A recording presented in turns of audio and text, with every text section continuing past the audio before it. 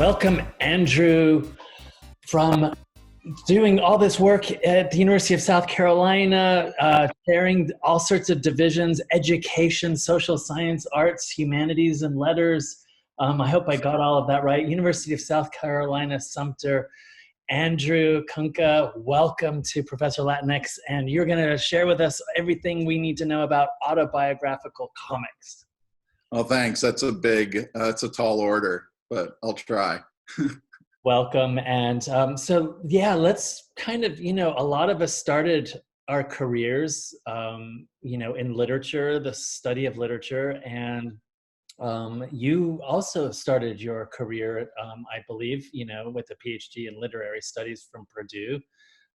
What's your origin story? Like, how did you get into comic studies? Well, like some people would say I was in comic studies my entire life in a sense and didn't know it. I mean, I've been, reading comics since I was able to read. It's probably about 3 or 4 years old.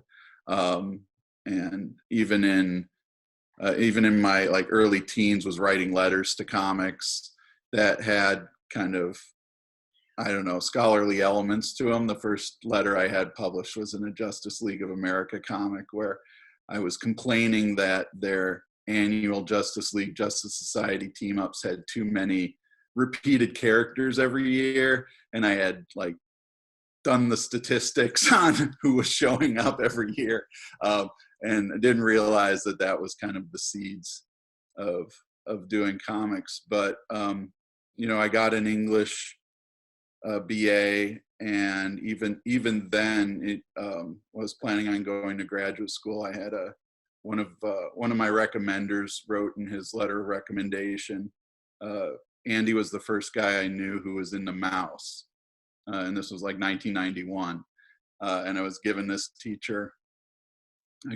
professor, copies of Raw with the chapters in them before Volume 2 of Mouse came out, and things like that. And then,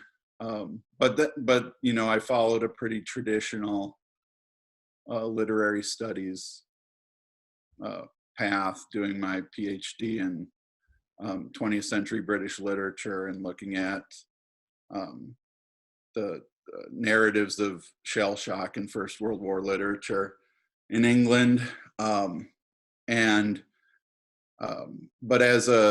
even as a graduate student, I had at Purdue, I was lucky for 1 year, David Herman was there. I know he was a colleague of yours at one time. Mm-hmm. And he and I would talk comics all the time, not with any idea that we were gonna, each go into doing comic studies later on. But he was a real, big influence on my career. And then, I got lucky and got a tenure track job right out of grad school, and kind of milked my dissertation for all I could get before getting tenure. And then when I got tenure, just decided I was going to switch over to comic studies. I wasn't at a school. Luckily, I was at a school that gave a lot of leeway about what kind of scholarship you could do. I wasn't pigeonholed into being the 20th century British literature guy. I was more of a generalist anyway. And so as long as I was doing scholarship and publishing, that was fine. And so, through, I think some lucky opportunities, where I got asked to do some things, to write book reviews and present at conferences on comics, I kind of transitioned into that world. Really, yeah, amazing that many of us started on a sort of course of alphabetic literary study and ended up in these new, really crazy, creative, visual and alphabetic narratives spaces. So why autobiographies, and why did they matter, Andrew? That's a good question. I think for a while, we've been seeing for the last 25 years or more, the kind of centrality of autobiographical comics in the comics industry.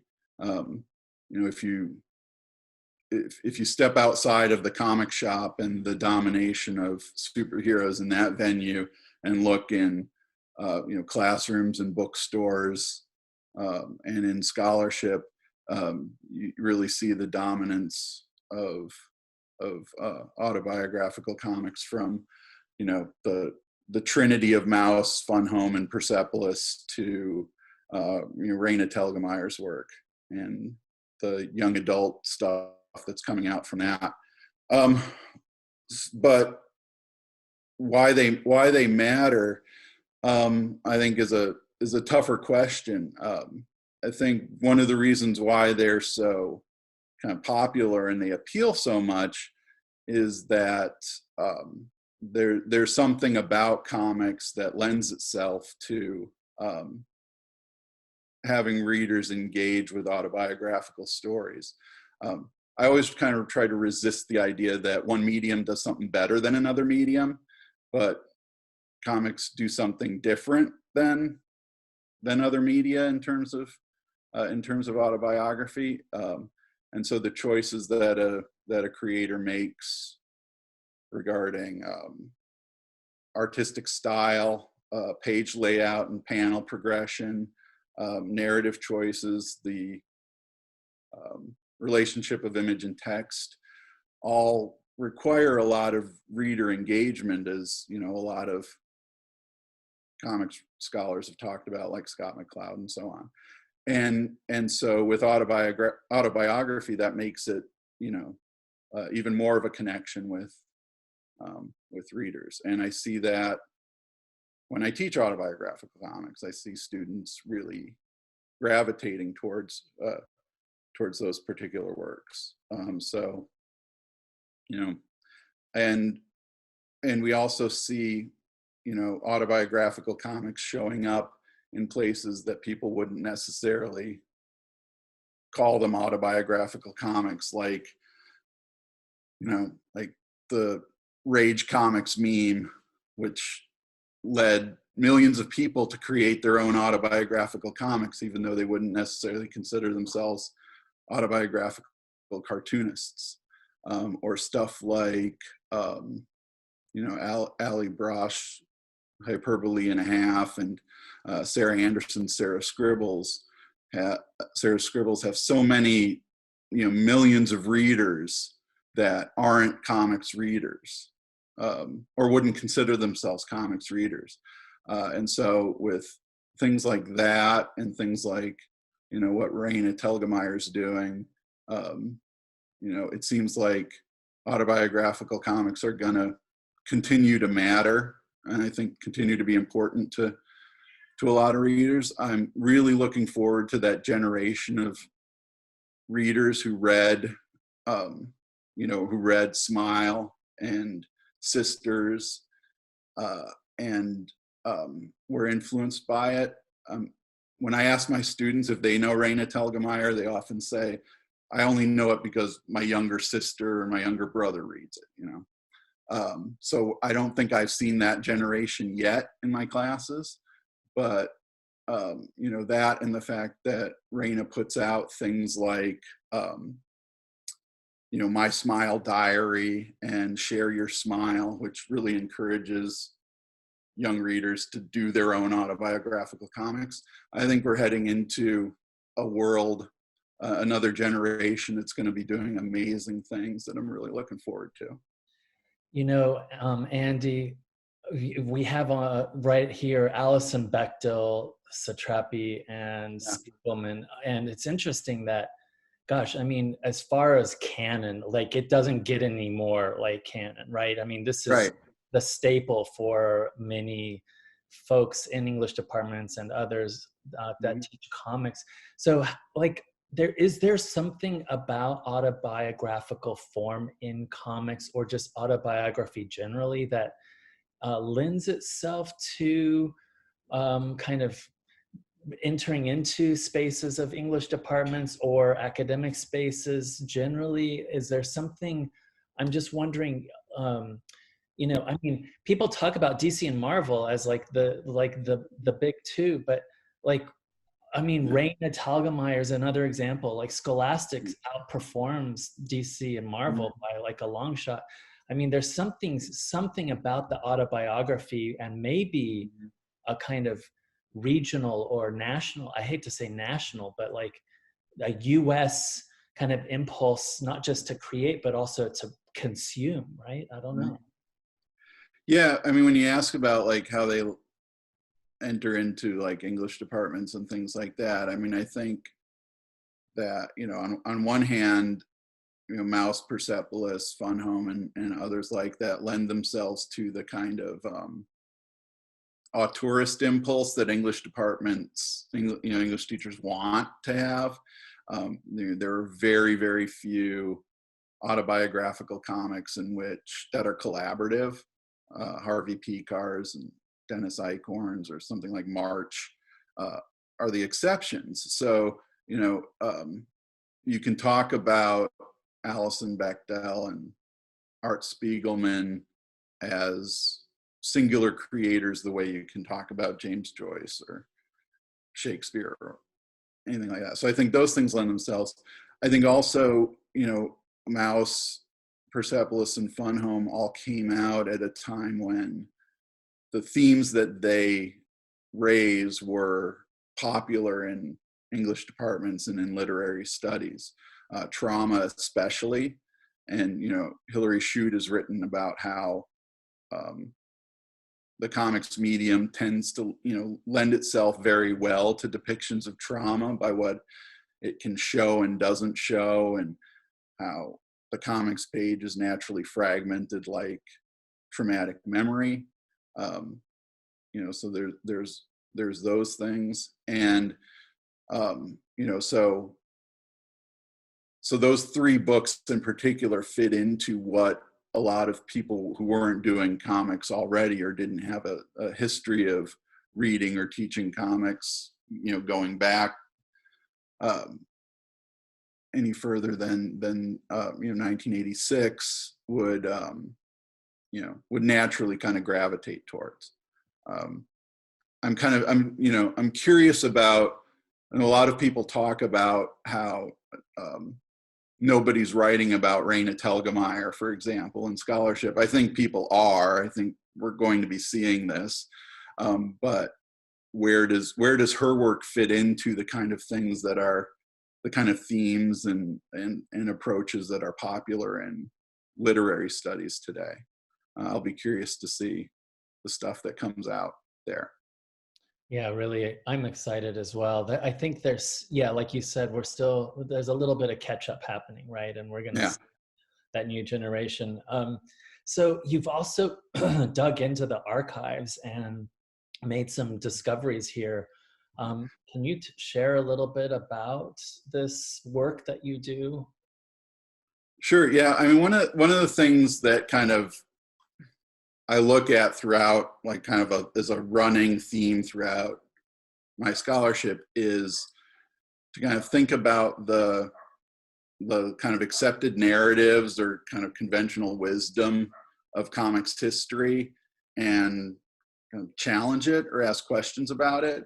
So, when I started writing about autobiographical comics, the conventional wisdom there is autobiographical comics begin in 1972 with Justin Green's Binky Brown Meets the Holy Virgin Mary, and some of Crumb's short stories, and Aline Kaminsky's Goldie, and Art Spiegelman's kind of proto-mouse story, all coming out in that same year.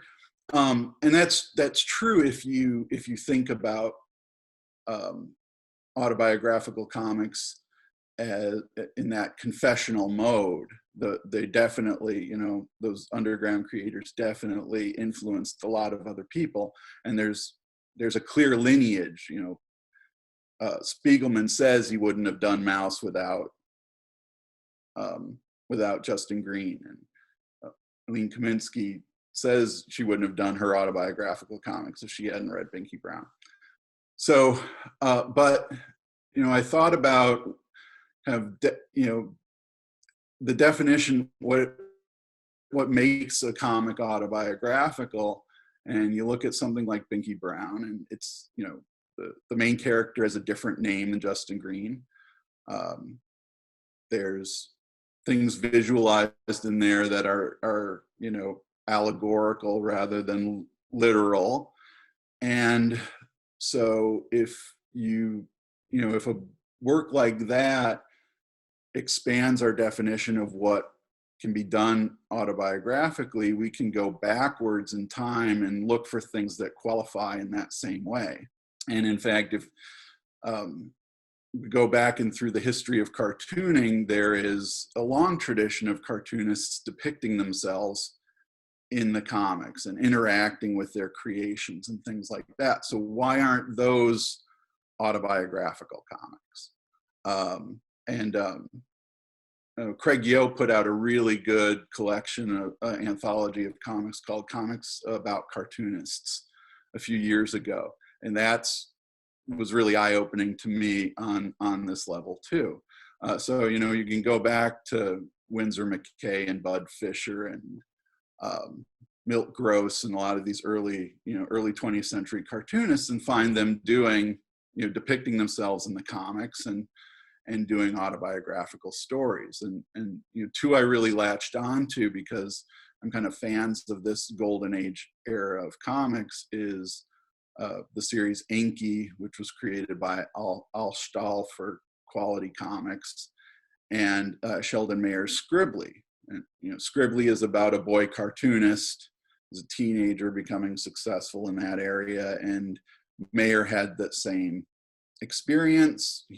Scribbly looks like a young Sheldon Mayer, so there seemed to be a lot of the things that we would identify as autobiographical and works today that were going on in Scribbly. And Enki is a really interesting example because Stahl depicts himself, struggling at work to create a comic strip, and a magical little boy made of ink comes up and finishes his stories for him, and then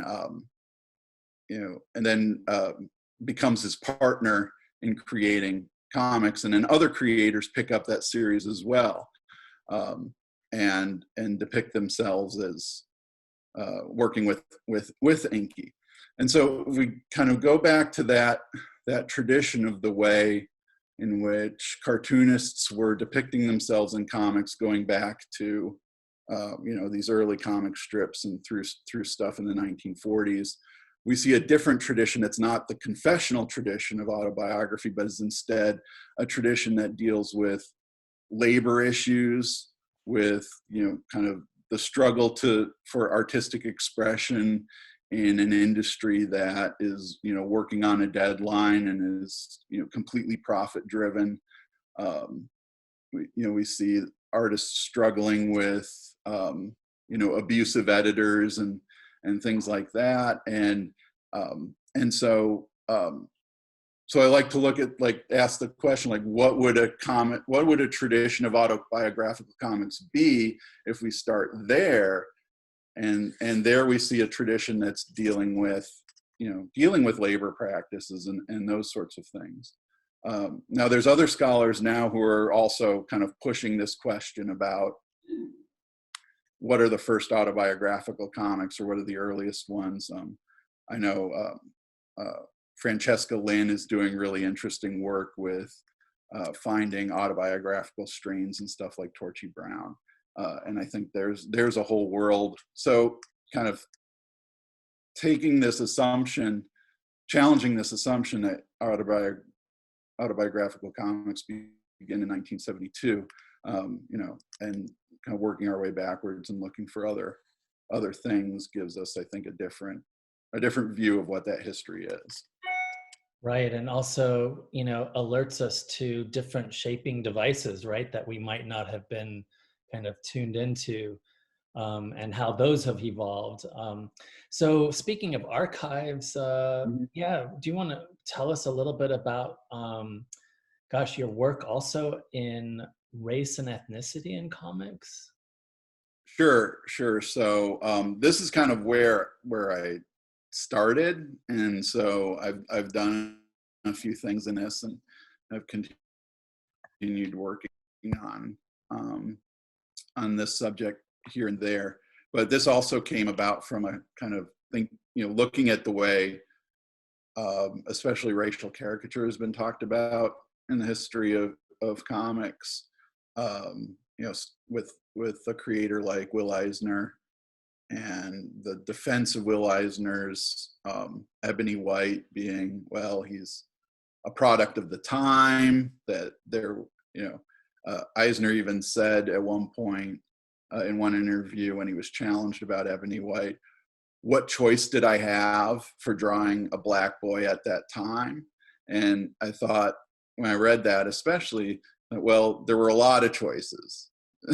This was, so the idea that a creator was kind of helpless within this, racist culture to do nothing but caricature with African-American characters, I thought was, wasn't true, of course. And so kind of looking for those examples, going into the archive and looking for those examples of, comics in the 1940s that would have come out at the same time as Will Eisner's The Spirit, or with Asian caricatures like Chop Chop and Black Hawk that weren't doing those things, and finding not a ton of examples, but finding plenty of examples to know that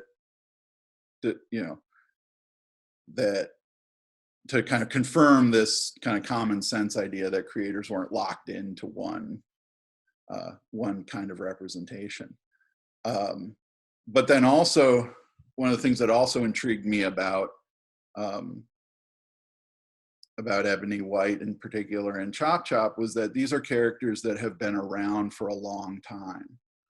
And especially thinking about Chop Chop, who debuts in 1941 and 1942, and that Black Hawk series runs until the late 60s, and then intermittently comes up again through the 21st century.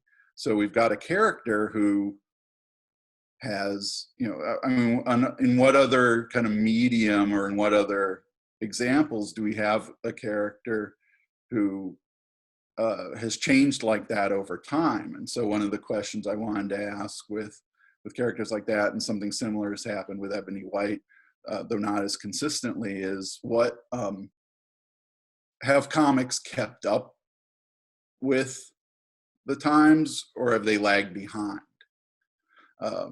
So in terms of kind of changing what might be acceptable to the dominant culture about racial caricature. And so then you see all these attempts over the decades with things like, Dell's Lobo series being the first African-American character to carry his own title. That book lasts 2 issues, 2 issues that are spread out 9 months apart, I think, in their publication too. Going back to the 1950s, Fawcett's attempts at things like Negro romance, or doing, Joe Louis and Jackie Robinson comics, that again, we have a kind of counter tradition to the tradition of caricature that seems to have these kind of fits and starts over the course of comics history. And so that's that sort of thing, kind of, again, another example of kind of coming up with a counter narrative to the dominant narrative that that creators were locked into caricature at one point in time, and then something changed over the course of that time. Right, and then of course, not necessarily being a kind of teleology of progress, right? Right, exactly. I am also thinking, gosh, Will Eisner certainly didn't kind of listen to that conversation when we look at his Spirit recreation, right? The film. Oh my goodness, yeah, pretty wild. you've also been digging into kind of comics history in and through a publisher, right? That was right there, kind of competing at a certain point with the big two, and then kind of, disappeared. Dell and Gold Key Comics. And then they did comics based on like TV shows, right? Yeah. So this is another kind of example of how I guess my scholarship works, which is I'll dig through long boxes and see something interesting and grab it and discover, oh wait a minute, this opens up a new door. And so my interest in Dell Comics started with picking up at a show a cheap beat up copy of this 87th Precinct comic. I liked the Ed McBain novels. I'm a fan of crime novels, so I picked that up, and it's from 1962. I opened it up, and the whole comic is about heroin trafficking. One of the detectives goes undercover as a heroin dealer, and you get to learn the hierarchy of heroin distribution from the dealers up to the people making the heroin. And I thought, how did this exist in 1962? The Comics Code prohibited depictions of drug use, and there are images in here of junkies with needles in their arms, but they're also kind of very sympathetic. The book talks about drug addiction as a disease, not as and advocates the treatment of drug addiction as a disease and not as a criminal or legal issue. And so this really surprised me. And part of what surprised me about it too is that Dell has this reputation for being the source of Walt Disney and Looney Tunes comics. And the story we always hear is that they did not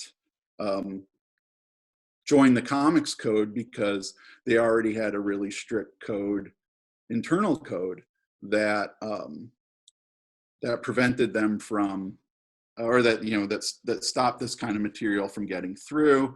Helen Meyer, who was the vice president of Dell, even said at the Senate hearings in 1954 that Dell didn't do crime comics or horror comics, so they didn't need to associate themselves with these other publishers. And so Dell gets kind of dismissed then in the 1950s in favor of talking about a company like EC.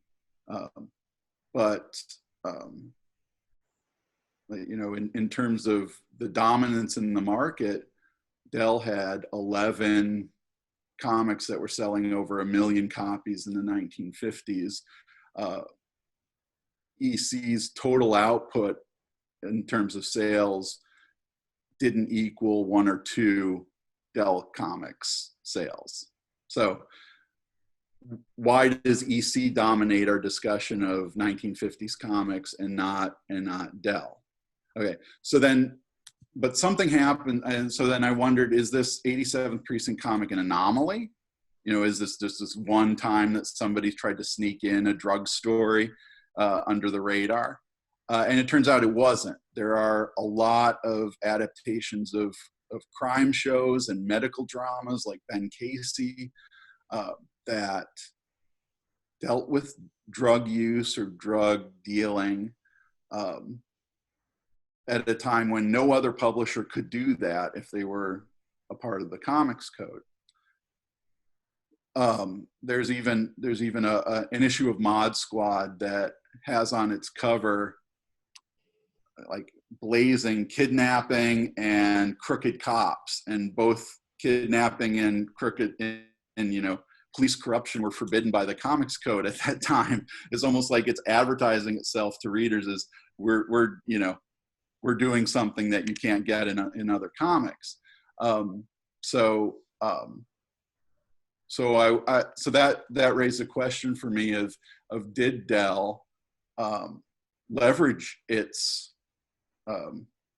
its resistance to the Comics Code in a way to put out things that couldn't be done by other publishers.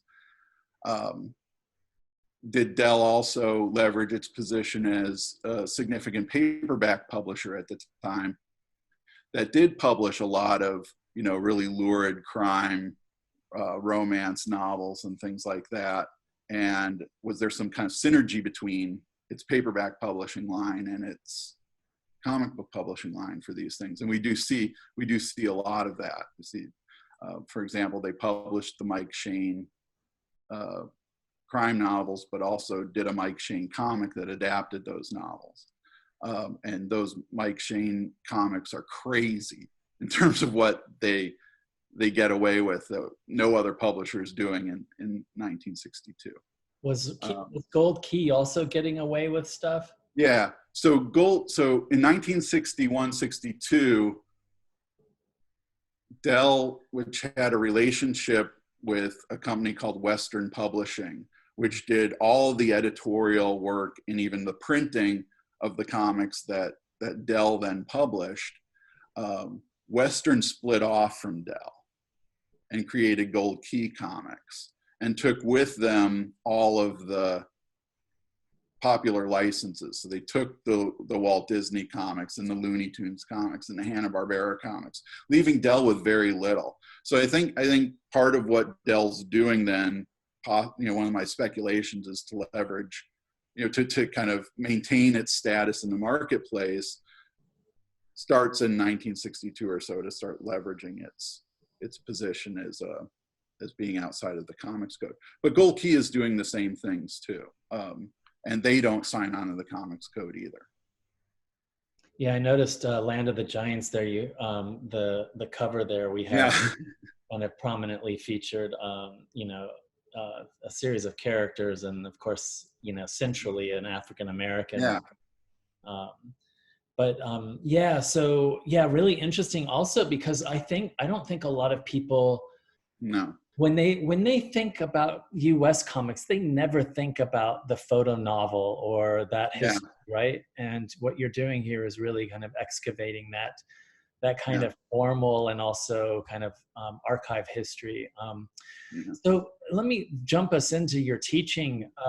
Gosh, Andy, I know that you love teaching, and share with us a little bit about how you bring comics into your classrooms. Well, again, I kind of got lucky at the institution I'm at, where I have a lot of freedom to teach things that I want to do. So we had our kind of gen ed literature courses are pretty straightforward, fiction, drama, poetry, and then British and American literature and world literature kind of things. So I decided to, when I taught the fiction class, turn it into a comics class. And the first time I taught it, it was only listed in the catalog as fiction. So a handful of students took it and were surprised that it was all comics. Some of them complained at the beginning that I didn't sign up for a comics class, but a lot of those that were resistant at the beginning, by the end, were kind of excited by it.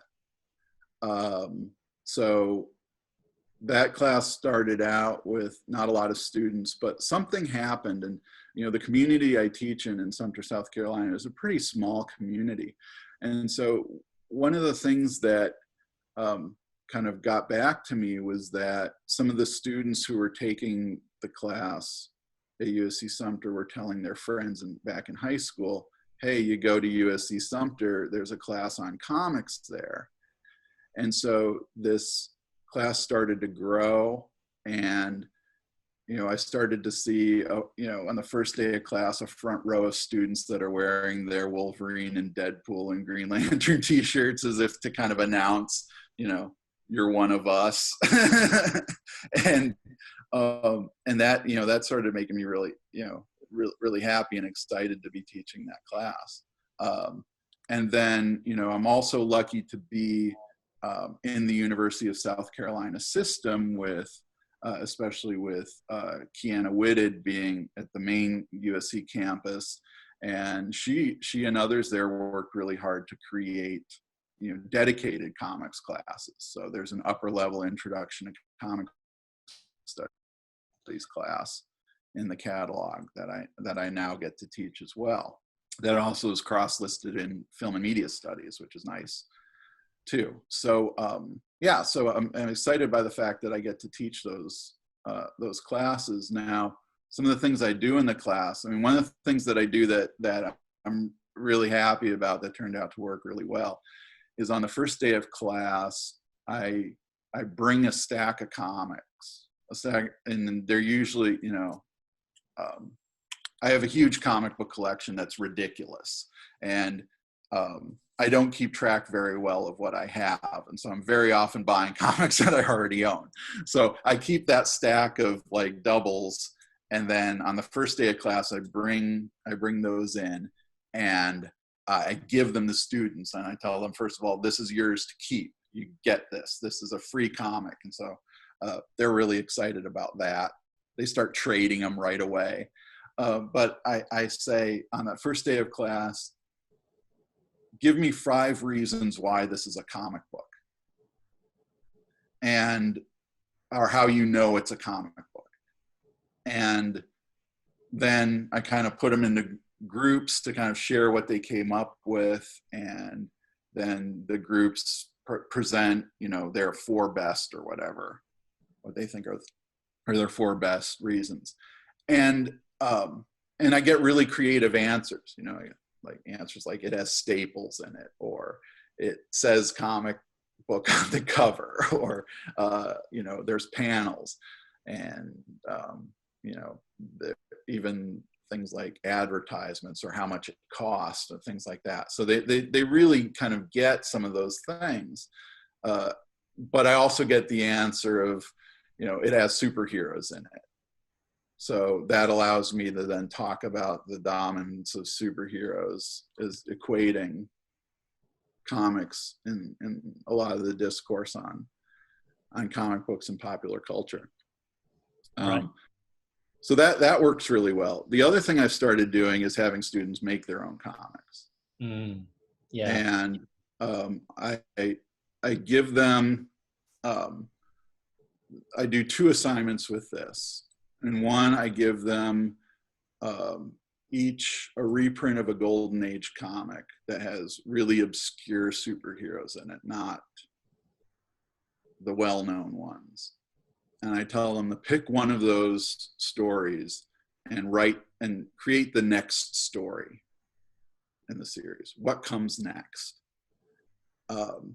And I've been really happy with some of the results, or with most of the results of this activity, because they really then are thinking about what defines the genre of superheroes, what's kind of ridiculous about a lot of the Golden Age superheroes, and they're really kind of indefined powers and things like that. I even I got one this year that I was so impressed with. He had figured out the date of publication of what the next issue would have been of the comic he was writing about, and had his character reading newspapers that had the headlines that would have been that were on newspapers at that time. Like, he really loved doing that project and dug into stuff like that. And so that was, those are a lot of fun. And then I have them do autobiographical comics when we're talking about autobiographical comics. And those are amazing too. I mean, I had one student who has MS, who did a comic about what her typical treatment is like, and she pasted into the comic a brain scan and things like that. That was really neat. I've had other students deal with other traumatic experiences, and then come out and say, I was really glad I had the opportunity to do this. But then, like this semester, that assignment happened to coincide with us moving online for classes. And so about half the class did what their day is like, how their life has changed because of of COVID-19. And, you know, I think that could have been an interesting assignment in and of itself, to just have students do that. But one of the things that impresses me, because I do say this is not an art class, you're not being graded on your art, is how the students come up with creative ways to then work around what they see as their own limitations as artists. And so then that makes them start to think about, what do I put in text versus what do I draw? Or how can I draw something that's within my abilities to draw, but still convey a kind of complicated scene that I realize now I can't do, or that I can't do with the amount of time I have left to get this project done. So it's really impressive then to see how creative they can be. I almost stopped doing those assignments the first time I did them, because that first batch was so good that I felt like any other class is going to disappoint me after this class doing it. But I chose to do it again, you know, this year, and still continue to be really, really impressed. Yeah, wonderful. Yeah, as comics as a space of kind of guiding them to a narrative that allows them to kind of share their own story, but also as a way to appreciate the form of this as a storytelling, right? Mode. And then Another thing I like to do is to bring in creators too, because we have a good local creative community. Plus, a few years ago, I was approached by the local arts council wanting to do a comic show in Sumter. Their idea, the head of the art council and her husband were big Walking Dead fans. So they wanted me to bring in like Robert Kirkman. And I said, well, I know how much Robert Kirkman costs. You don't have that much money, but we can do this with the amount of money we have. And so we ended up creating this this comic show that integrates the university with the community.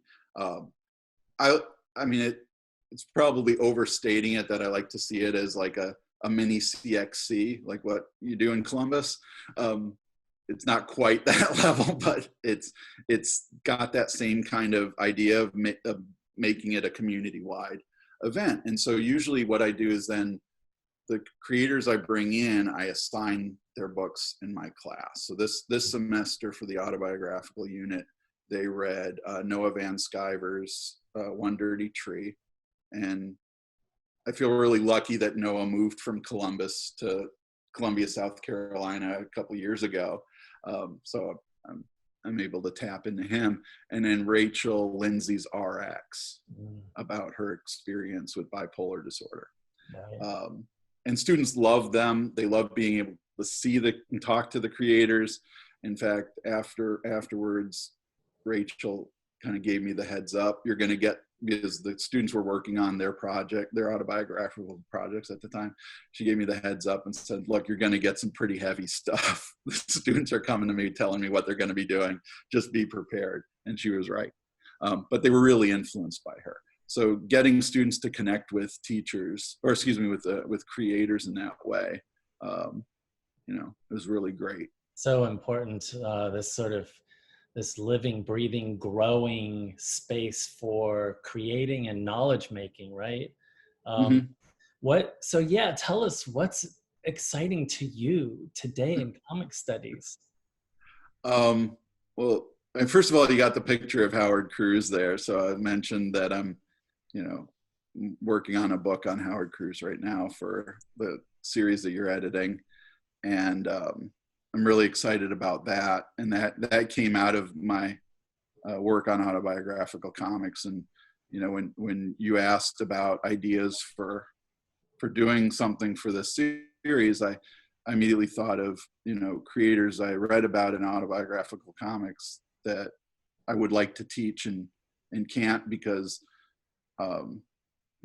so much of their shorter works are not available. So I'm really excited to be able to be able to do that and work on, I work on Howard's work. Unfortunately, he passed away while I was in the midst of working on this, but he was really generous and kind and supportive and excited about the project. So that, gives me a strong sense of obligation to do that justice.